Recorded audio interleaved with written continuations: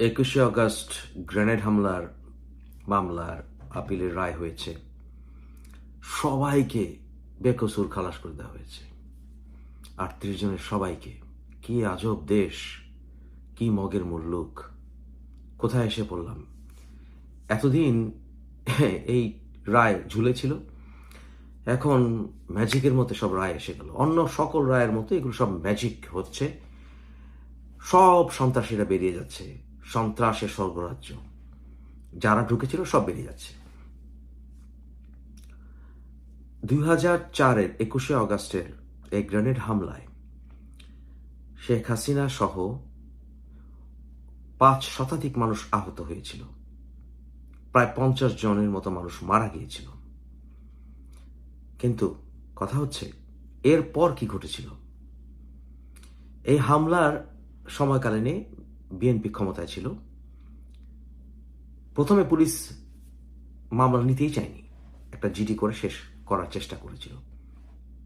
কত টাল বাড়ানো হলো, এরপর লাশ পর্যন্ত দিতে চায়নি ফেরত বিএনপি সরকারের আমলে, যারা মারা গিয়েছিল অনেকের। এবং 2 জনকে আবার তড়িঘড়ি করে কবরে দিয়ে ফেলা হয়েছিল। কেন রে ভাই, কেন? বুঝতে নিশ্চয় রকেট সায়েন্টিস্ট হওয়ার প্রয়োজন নেই। কেন? জজ মিয়া নাটক সাজালো, এরপর শৈবাল সহ, মুখলিসুর রহমান সহ আওয়ামী লীগের দলের উপরে দোষ চাপানোর চেষ্টা করা হয়েছে। এমনকি ভারতের সাথে সম্পৃক্ত বিভিন্ন সন্ত্রাসীর, ওই 7 স্টার সন্ত্রাসীদেরকে পর্যন্ত এর ভিতরে ঢোকানোর চেষ্টা করা হয়েছিল। এই নাটকগুলো বিএনপি সরকার আমলে কেন করা হয়েছিল? কেন? রহস্যটা কোথায়? ইসলামী জঙ্গিবাদ গোষ্ঠীগুলো, হরকাতুল জিহাদ বা যারা, এদেরকে রক্ষা করার জন্য বিএনপি কেন উদ্যোগী হবে? অন্যথায় দেশের প্রাক্তন প্রধানমন্ত্রী, বিরোধী দলীয় নেত্রী, ওনাকে মারার চেষ্টা করা হয়েছিল, এতে কোনো সন্দেহ নেই। এবং বিএনপি শাসনামলে যদি এই হত্যাকাণ্ডের প্রচেষ্টা হয়ে থাকে, আইবি রহমান সহ অনেকে মারা গিয়েছিল, তাই না? তাহলে এর দায়িত্ব বিএনপি সরকারের উপর পড়ে। ভাই সিম্পল।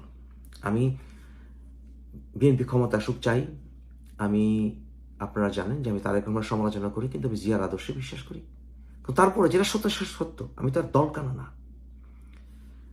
শেখ হাসিনা এবং অন্যান্যদেরকে হত্যাকাণ্ডের যে প্রক্রিয়া, সেটার সুষ্ঠু বিচার একেবারে ডাইরেক্টলি বাধাগ্রস্ত করা হচ্ছিল।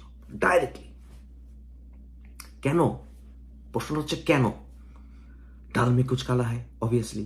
ডাল মে কুচ কালা না থাকলে তো আর এগুলো নিয়ে হাইড অ্যান্ড সিক করা হতো না। হাইড অ্যান্ড সিক করা হয়েছিল। বিচারপতি আবেদিনের কথা মনে আছে না? সেই নাটক। কেন? কেন সালাম পিন্টুকে ইনভলভ করা হলো? আবার নাটক করা হলো। কিন্তু যখন 2007 সালে, ওই সময় সরকার যখন আবার এটাকে রিওপেন করার চেষ্টা করা হলো, এর আগেও বিএনপি সিআইডির কাছে হ্যান্ড ওভার করেছিল, কিন্তু সেই সিআইডির ফলাফলটা কি হয়েছিল?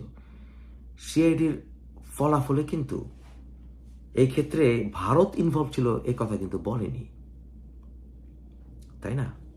তারপর মুফতি হান্নানকে দিয়ে স্টেটমেন্ট দেওয়ানো হলো, যখন সে ভেতরে, সেই স্টেটমেন্টের কোনো মূল্য আছে?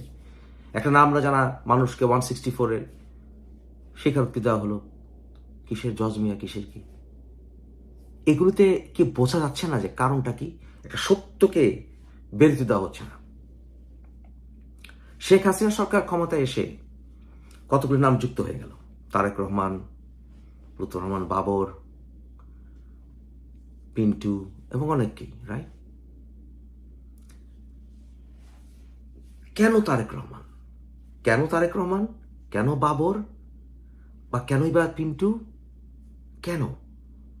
আবার বিএনপি কেন এটাকে ধামাচাপা দিতে চাচ্ছিল? বিএনপি কেন নন কোঅপারেটিভ ছিল? কেন? শেখ হাসিনা সরকার ধরে নিলাম যে তাদের সময়ে তারা রাজনৈতিক ভিন্ডিকটিভ হওয়ার কারণে হয়তোবা, যেহেতু তারা বিএনপির উপরে খেপেছিল, তারা অনেক নাম টাম ঢুকিয়েছে, যারা এই কাজগুলো করার চেষ্টা করেছে, অনেকে ঢুকিয়েছে, এর সাথে বিএনপির নেতাদেরকে ইচ্ছা করে ঢুকিয়েছে। কিন্তু এটা তো সত্য, অস্ত্র ধরা পড়েছে, 10 ট্রাক ধরা পড়েছে অস্ত্র, যাচ্ছিল উলফায়। কিন্তু আবার অ্যাট দ্য সেম টাইম এটা তো সত্য যে দেশে এই বিচার নিয়ে প্রহসন চলছিল বিএনপির আমলে। এটা তো সত্য যে বিএনপির আমলে তারেক রহমানের যথেষ্ট ক্ষমতা ছিল, রাইট? এবং এটা তো সত্য যে আলী হাসান মুজাহিদ সহ বিএনপির সমস্ত নেতাদের মধ্যে সখ্যতা ছিল। এবং জামাত তো একটি সন্ত্রাসী দল, জামাত সন্ত্রাসী অন্যান্য দলের সাথে নানানভাবে যোগাযোগ মেনটেন করে, উগ্রতা মেনটেন করে বিভিন্ন দেশে, এটা প্রমাণিত। এবং কি ব্রিটিশ হোম অফিসের একটা রিপোর্টেও মুসলিম ব্রাদারহুড বা ইখওয়ানে মুসলিমিন এবং জামাতের সঙ্গে চরমপন্থীতার যে যোগাযোগ, সেটা কয়েক বছর আগে হোম অফিস রিপোর্টে বেরিয়ে আসছে। এবং আপনারা দেখছেন ইভেন বর্তমানে এই চরমপন্থী দলগুলো নানানভাবে জামাতের সাথে ঐক্য করার চেষ্টায় আছে। এগুলোতে কি প্রমাণিত হয়? তাহলে আমার প্রশ্ন হচ্ছে, আপনি যদি ভিকটিম হন, আপনি নিশ্চয়ই যার দ্বারা আঘাতপ্রাপ্ত হয়েছেন তাকে সবচেয়ে বেশি টার্গেট করবেন, রাইট? তাহলে আওয়ামী লীগ সবচেয়ে বেশি কাকে টার্গেট করেছে? যে ভিকটিম তার কথা শুনবো নাকি শুনবো না? যদি তার কথা শুনি তাহলে আওয়ামী লীগ ভিকটিম।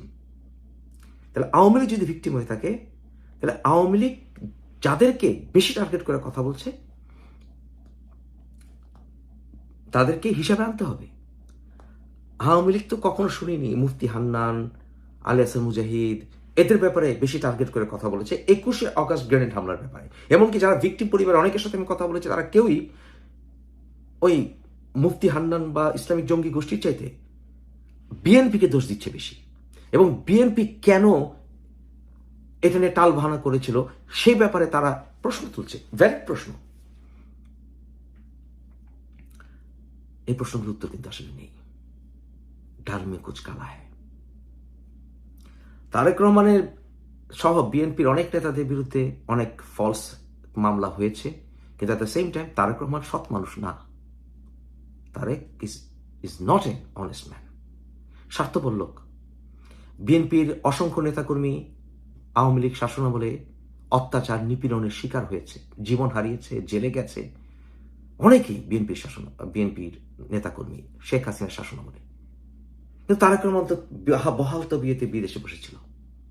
এখন সে রাজার মতো, প্রিন্সের মতো এসে ক্ষমতা নিবে। ম্যাজিকের মতো সমস্ত রায়গুলো চলে আসছে এখন, সব কেউ না, সব বাদ, মানে 38 জনের সব খালাস। এটা কিভাবে সম্ভব? তাহলে এটার মূল হোতা কে? মূল হোতা কোন অবস্থায় ইসলামিক জঙ্গি গোষ্ঠী হতে পারে না। মূল হোতা তারা হয়তো বা অ্যাটাক ক্যারি আউট করেছে, তারপরেও ওই যে আপনার দুই ভাটির সাক্ষ্য আছে না, যে তারা অস্ত্র নিয়ে এসে গ্রেনেড সাপ্লাই দিয়েছিল। কারা দিল, কিভাবে দিল? মানবাধিকার এবং জানমাল রক্ষা করার বিফলতাও সরকারের ফেলার। সিম্পল, সবকিছুতেই বিএনপির এই ফেলার হাতে নিতে হবে 100%। তাহলে কেন এটার আবার পুনরায় ইনভেস্টিগেশন হবে না? বা কেন 38 জনের সবাই বাদ পড়ে গেল? তাহলে মূল সরকারের অজান্তে এত বড় অ্যাটাক ক্যারি আউট হওয়া ইম্পসিবল। তাহলে ধরে নিতে হয় সরকারের অজ্ঞাতে যদি এত বড় অ্যাটাক ক্যারি আউট করা সম্ভব না, তাহলে অবশ্যই বিএনপির ভেতরে মূল চাবিকাঠি, সেটা তারেক রহমান হোক আর যেই হোক, ধরে নিলাম তারেক রহমান না, হতেও পারে, মূল যে যারা ক্ষমতাশীল তাদের অগোচরে এই কাজ হয়নি। এবং তারা যদি জেনে থাকতো যে এই কাজ করা হচ্ছে, তারাও দেয়। 21শে আগস্ট গ্রেনেড হামলা মামলায় 38 জনকে খালাস দিয়েছে। এই বিচারকের একদিন বিচার হওয়া উচিত। কিভাবে হলো এটা? তাই যদি সত্য জানতে হয়, এই রায় আবার বাতিল করে আবার ইনভেস্টিগেশন করতে হবে। এবং এই সরকার যে অবৈধভাবে এই বিচারকদেরকে ঢুকাচ্ছে, এটাও মানতে হবে। এবং আওয়ামী লীগ শাসনামলেও জুডিশিয়াল 12টা বাজানো হয়েছিল, এটা সত্যি। অনেক দলীয়করণ করা হয়েছে, এটা সত্যি। কিন্তু এই সত্যি বিচার পাওয়া, জানার, অন্তত দেশের জন্য জানার অধিকার মানুষের আছে। একদিন সত্য বেরোবে, সেই দিন জন্য অপেক্ষা রইলাম।